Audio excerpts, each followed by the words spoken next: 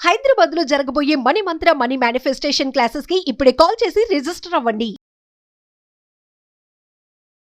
నమస్తే రమగారు. నమస్తే జయ. రమగారు, మనం నాయనార్ కథలు చెప్పుకుంటూ ఉంటాం. ఒకటి చెప్పుకుందామండి. చాలా చెప్పాం లాస్ట్ ఇయర్. ఈ సంవత్సరం కూడా కొన్ని చెప్పాంగా కార్తీకంలో. అవును. సుందర నాయనారు గాథ చాలా బాగుంటుంది జయ.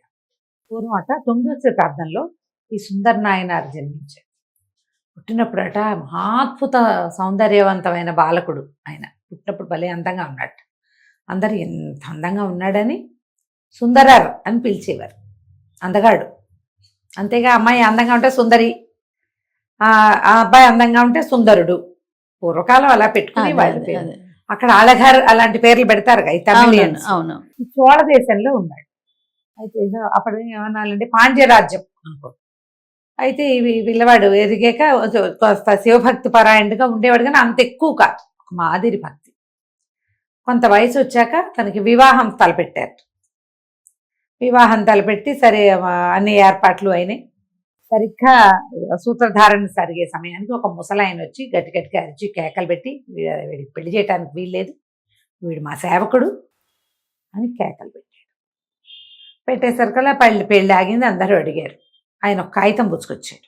ఈ కాగితం రాశారు వీళ్ళు, ఈ అబ్బాయి మా సేవకుడు, మా బానిస అని. మా సేవకుడుగా ఉండేవాడికి పెళ్లి చేయటానికి వీల్లేదు, చేస్తే మేం చేయాలి, మీరు చేయటానికి వీల్లేదు. ఆయన పరమ ముసలివాడుగా ఉన్నాడు. ఏమిటో అతని ఉద్దేశం ప్రపంచానికి అర్థం కాదు. ఊళ్ళో వాళ్ళంతా కేకలు పెట్టారు. బ్రాహ్మణ కుర్రాడు బానిసగా ఉండటం ఏమిటి, బ్రాహ్మణ కుర్రాడు సేవకుడుగా కాగితం రాయటం ఏమిటి అంటే, ఇదిగో కాగితం, ఇదిగో కాగితం అని కాగితం ఆడిచ్చాడు. ఈ పెళ్లి కొడుకు వేషంలో ఉన్న సుందరారు గబగబా లేచొచ్చి ఆ కాగితం లక్కుని చింపేశాడు. చింపేసరికల్లా పెద్దవాళ్ళు, అయ్యో అట్లా తొందరపడకూడదు, ఆ కాగితం ఏమిటో చూసేవాళ్ళం అంటే, మేమెప్పుడు కాగితం రాసాం, మేమేమి రాయలేదంటాడు కుర్రాడు. కాదు, వీడు మా కట్టు బానిస, మాకే పని చేయాలి, వీడు పెళ్లి చేసుకోవడానికి వీల్లేదు, ఈ పెళ్లి జరగనివ్వనంటాడు ముసలాయన. గందరగోళం అందరు అడిగారు, నీ దగ్గర ఇంకేమైనా సాక్ష్యం ఉందా అంటే, నా దగ్గర తాళపత్రం ఉంది, వీడి తాత రాసింది అని చెప్పాడు. సుందరారు వాళ్ళ తాత తాళపత్రం రాశాడు అంటాడు ఆయన. ఏదన్నాడు ఈయన దట్టిలోంచి ఒక తాళపత్రం తీసిచ్చాడు. ఆ ఊరు పెద్దవాళ్ళు, ఆ పెళ్లి పెద్దలు, పెద్ద మనుషులు చేరతారుగా పెళ్లిళ్లలో, తర్వాత బ్రాహ్మణ్యం అంతా చేరింది. వాళ్ళందరూ ఆ తాళపత్రం చూశారు. సుందరారు వాళ్ళ తాతగారు వీరికి ఈ కాగితం, ఈ తాటాకు పత్రం ధరించి ఉన్న వాడికి పట్టుబానిసలుగా జీవిస్తామని రాసి సంతకం పెట్టింది ఉందంత. అందరూ ఆశ్చర్యపోయారు. అయితే సుందరారు అన్నాడు, ఎక్కడ మీ ఇల్లు, పదా నాకు చూపించు అనేసరికి ఆయన లేచి నిలబడ్డాడు. ముసలాయన, రా నాతోటి అన్నాడు. సుందరారు ఆయన వెనకాల నడవటం మొదలుపెట్టాడు. ఊరు జనం అంతా ఆశ్చర్యపోయారు. ఏమిట్రా ఇట్లా తీసుకెళ్తున్నాడు, ఈ ముసలాయింది మన ఊరు కాదే, మనం ఎప్పుడు చూడలేదు.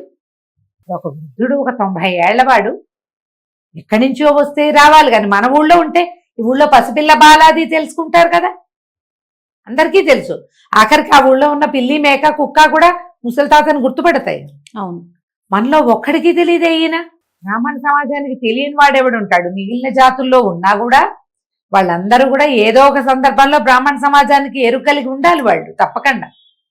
వాడు మంచి మాట చెప్పుకోవాలన్నా, పెళ్లి చేసుకోవాలన్నా, పిల్లలకి పేరు పెట్టాలన్నా వీళ్ళే కావాలి కదా. అందరూ ఆశ్చర్యపోయారు. ఆయన వెనకాల పడి వెళ్ళారు. వెళ్తే ఆయన శివాలయంలోకి వెళ్ళి, గర్భగుడిలోకి వెళ్ళి అంతర్హితుడైపోయాడు. కనపడలా. గర్భగుడిలోకి వెళ్ళిపోయాడు లోపలికి వెళ్ళి. లోపల ఉన్న శివలింగానికి దగ్గరగా వెళ్ళేసరికి సుందరకి తెలిసిపోయింది. అప్పటిదాకా అతను తనెవరో ఎప్పుడు తెలుసుకోలేదు. కిందటి జన్మలో ఈ సుందరర్ అనేవాడు శివభక్తుడే. అతను పరమేశ్వరుని చూడడానికి కైలాసానికి వెళ్ళి పార్వతీదేవి పక్కనున్న చెలికత్తల్ని చూసి, ఆహాహా ఎంత అప్సరసల్లా ఉన్నారు, వీళ్ళని వివాహం చేసుకొని జీవితం ఏం జీవితం అని శివుడిని వదిలేసి అప్సరసలు చేసి చూస్తూ కూర్చున్నట్టు. అప్పుడు పరమేశ్వరుడికి కోపం వచ్చింది. భక్తి నా మీద, చిత్తం వాళ్ళ మీద పెట్టుకుని ఉన్నావు, మానవ జన్మ ఎత్తుపో అనేసరికి పరమ దుఃఖించాడు. ఇట్లా నీ సంగతి నుంచి నన్ను బయటికి పడేస్తావా, నాకెట్లా శివ సాంగత్యం లభిస్తుంది? ఆత్మజ్ఞానం కలిగినప్పుడు శివ సాంగత్యం లభిస్తుంది నీకు. సరే, నువ్వు కోరుకున్న ఈ ఇద్దరు నీకు పెళ్ళాలవుతారులే భూలోకంలో పొమ్మన్నట్ట శివుడు. ఆ పొమ్మన్నవాడు సుందరరుగా ఇక్కడ పుట్టాడు. అప్పుడు తెలిసింది, గుళ్ళు తెలిసింది ఆయనకి. ఇక ఎన్ని శివాలయాలు దర్శనం చేశాడో ఆయన. ఆ ఊరు ఈ ఊరు తీర్థయాత్రలు తిరుగుతూ తిరుగుతూ తిరుగుతూ ఉండేవాడు. ఒక చోట ఆయనకి ఒక కన్యతో వివాహమైంది. ఈ మొదటి పెళ్లి కాదు, మళ్ళీ పెళ్ళే. ఇది పరవైచ్చినాచియార్ అలాంటి పేరు ఏదో, ఈ తమిళ పేర్లు రావు.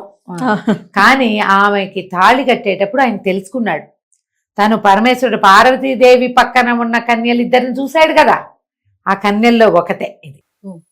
ఆమెను పెళ్లి చేసుకున్నాడు. హాయిగా ఉండేవాడు. కానీ తీర్థయాత్ర గోల, భార్యను అక్కడ విడిచిపుచ్చి తిరుగుతూ ఉండేవాడు. ఎక్కడికో వెళ్ళాడు. వెళ్ళిన తర్వాత అక్కడేమైంది, ఒక బిల్వ వృక్షం కింద ఒక సౌందర్యవతైన అమ్మాయి కనపడింది. సంగలినాచియార్ ఆ పిల్ల పేరు. ఆమెను పెళ్లి చేసుకోబుద్ధి అయింది దీనికి. బిల్వ వృక్షం కింద ఆమెను పెళ్ళాడాడు. ఈవిడెవరు, పార్వతీదేవి దగ్గర తను పూర్వం ఇద్దరు అప్సరసలను చూశాడు. ఒక అప్సరస తిరువైచినాచియార్ పెళ్లి చేసుకున్నాడు. ఈ సంగలినాచియార్ రెండో భార్య. ఓహో. ఆమెనే తన్ని పెళ్లి చేసుకుంటానని తెలిసింది. అయితే ఆమె ఏం పెట్టింది నియమం, నువ్వు ఈ ఊరు దాటి వెళ్ళకూడదు, నన్ను వదిలిపెట్టి వెళ్ళనంటేనే నేను నిన్ను పెళ్లి చేసుకుంటానని. అయితే ఏమైంది, ఒప్పుకున్నాడు. ఒప్పుకుని పెళ్లి చేసుకున్నాడు. కొన్నాళ్ళు ఉన్నాడు. కొన్నాళ్ళు ఉండి ఉండలేకపోయేవాడు. ఎక్కడో కొత్త కొత్త శివాలయాలు పిలిచేసేవి. అయితే రోజు దుఃఖపడేవాడు. ఈ బిల్వ వృక్షానికి కావలించుకుని, స్వామి నాకు ఎక్కడికో వచ్చింది, అదేదో నీ కథ విన్నాను, అక్కడికి వచ్చేయాలనుంది, అది నాకు ఇక్కడే దర్శనం చేయించు. ఈ చెట్టులో వెలిసి ఉండవా అంటే బిల్వ వృక్షంలో పరమేశ్వరుడు వెలిసి ఉన్నట్టు. ఆయన్ని విశేషంగా సేవించుకునేవాడు. కానీ ఆ తీర్థయాత్ర చేయాలి, నడిచి వెళ్ళిపోవాలన్న కోరికని జయించలేకపోయాడు. కొన్నాళ్ళకి ఈ కట్టుబాటు తప్పి, ఏంటి ఊరు వదిలిపెట్టి వెళ్ళనన్నాడుగా, బయటికి నడిచేశాడు. నడిచి వెళ్తుంటే కంటి చూపు ఒక్కొక్క కన్ను మెల్లిగా తగ్గిపోయి తగ్గిపోయి తగ్గిపోయి తగ్గిపోయి చివరికి కళ్ళు పోయినాడు. ముందు ఒక కన్ను పోయింది, ఒక్క కన్నుతోటి నడిచి వెళ్ళాట. కన్ను పోగొట్టినా మానలా తీర్థయాత్ర. ఆ తీర్థయాత్రే అతని భక్తి. అదేలే. ఇక ఆ తీర్థానికి పూర్తిగా అక్కడికి వెళ్ళిపోయిన తర్వాత కళ్ళు మళ్ళీ కనపడడం మొదలుపెట్టి, ఈ తిరిగి వెళ్ళిన క్షేత్రం ఇక్కడ దగ్గర ఎవరున్నారు, ఆ తిరువేంద్రనాథ్యార్ ఆయన పెళ్ళ మొదటి భార్య ఉంది కదా, ఆ భార్య దగ్గరికి వెళ్ళాడు. వెళ్ళేసరికల్లా ఆవిడ ఈయన ఇంకో పెళ్లి చేసుకున్నాడని ఆవిడ పొట్టాడింది. ఇంకో పెళ్లి చేసుకున్నాడు, నా దగ్గరికి రావద్దును, ఈయనకి ఆ భార్య కావాలి. ఎందుకు, తను పూర్వజన్మలో ప్రేమించిన అప్సరస ఆవిడే. ఇక ఆ భార్య కోసం కాళ్ళ వెళ్ళా పడ్డాడు. అయినా ఆవిడ ఒప్పుకోలేదు. ఈయన వెళ్ళిన ప్రతి దేవాలయంలోనూ విశేషంగా మధురమైన పాటలు పాడేవాడు. సుందరనాథ్యార్ రాసిన చాలా పాటలు కూడా తమిళనాట ప్రచారంలో ఉంటాయి. పరమేశ్వరుడు కూడా ఎన్నో మహిమలు చూపించేవాడు, అతన్ని సంతోషపెట్టేవాడు. ఈ భార్య ఏమో ఈయన రానివల.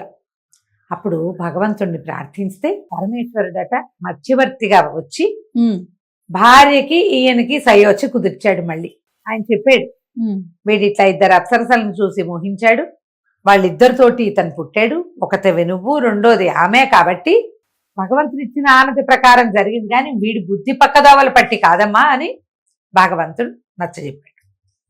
ఈయన భార్యను కూడి ఉండేవాడు. ఆ కాలంలో కలికామ నాయనార్ అని ఇంకొక నాయనారు ఉండేవాడు. ఆయన పరమ కోపిష్టి ధూర్తుడు. ఆయనకి ఊళ్ళో అందరూ చెప్పుకున్నారు, పరమేశ్వరుడే వచ్చి ఈమె సుందరనాయనారికి భార్యకి ఇద్దరికి సయోచి కుదిర్చాడని, మధ్యవర్తిగా పనిచేశాడు భగవంతుడేనని ఊరంతా చెప్పుకున్నారు. ఈ కలికామ నాయనారికి ఒళ్ళు మండిపోయింది. దౌర్భాగ్యుడా, భగవంతుడిని మధ్యలో పెట్టుకుంటావా నువ్వు, ఆయన్ని దూత పని చేయిస్తావా ఆయనతోటి, భగవంతుడు చేయవలసిన పని ఏమిటి, మన పాలనా పోషణ ఆయనది, అలాంటిది ఈ మధ్యవర్తిత్వం చేయించావేమిటి భక్తిని అడ్డం పెట్టుకుని అని చెప్పి ఈయన ఎక్కడైనా కనబడితే ఈయన చంపేస్తాననేవాడు. అయితే పరమేశ్వరుడికి కష్టం తోచింది, ఆయన తన భక్తుడు కదా, అందుకని ఏం చేశాట, ఈ కలికామనాచి ఈ నాయనారికి కడుపులో నొప్పిని ప్రసాదించాడు. ఆ కడుపులో నొప్పి ఎక్కడికి వెళ్ళినా తగ్గల, కడుపు శూల, విపరీతమైన పోటు. అయితే అన్ని వైద్యుల దగ్గరికి వెళ్ళాక దేవాలయాలు కూడా తిరిగి శివాలయంలోకి వచ్చేట. ఆ ఊరు తిరిగి తమ ఊరు శివాలయంలో కూర్చుని ఓ పూట ఏడ్చేట, కడుపులో నొప్పి తగ్గట్లేదు, తినలేకపోతున్నాను, ఉండలేకపోతున్నాను, అది చేయలేకపోతున్నానంటే ఈయన శివాలయంలో వాక్కులు వినపడ్డాయట.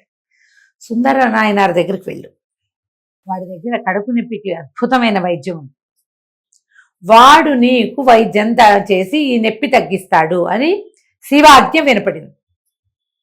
ఈ కలికామ నాయనారు బయటకు వచ్చాక అనిపించింది, దౌర్భాగ్యుడు వాడు భార్య మీద ప్రేమతోటి భగవంతుణ్ణి మధ్యవర్తిగా చేశాడు. అలాంటి వాడు మందేస్తే నా కడుపులో నొప్పి తగ్గటము, నేను బతికి హాయిగా ఉండటమునా?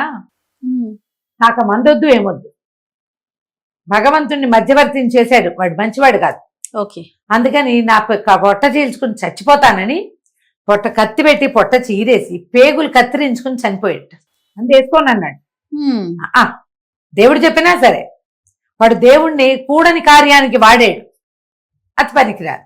ఎప్పుడైతే ఇది చనిపోయాడో ఈ కేకలు అరుపులతోటి జనం అంతా జరి అయ్యో అయ్యో సుందర నాయనారిని కేకేసుకుంటుంటే ఆయన పరమ దుఃఖం వచ్చేసింది. భగవంతుడు నా పేరు చెప్పకపోతే వీడు కడుపులో నొప్పితోటైనా బతికుండేవాడు, ఎట్లాగొట్లా భగవత్ సేవ చేసుకునేవాడు కదా, శివపూజ చేసుకునేవాడు. నా పేరు రావటం వల్ల కదా వీడికి మరణం వచ్చింది, నా వల్ల కదా వీడు మరణించాడు, నేను కూడా మరణిస్తానని కుట్టుకు కోసుకోబోయాడట. ఓహో. అయితే సర్వం పరమేశ్వరార్పణ వస్తు అనుకుని మెడ కోసేసుకుంటే పెద్దగా గంటలు మోగిపోయినాయట ఆ గుడిలో. శివలింగం నుంచి పెద్ద తేజస్సు వచ్చింది. పరమేశ్వరుడు దిగి వచ్చాడు.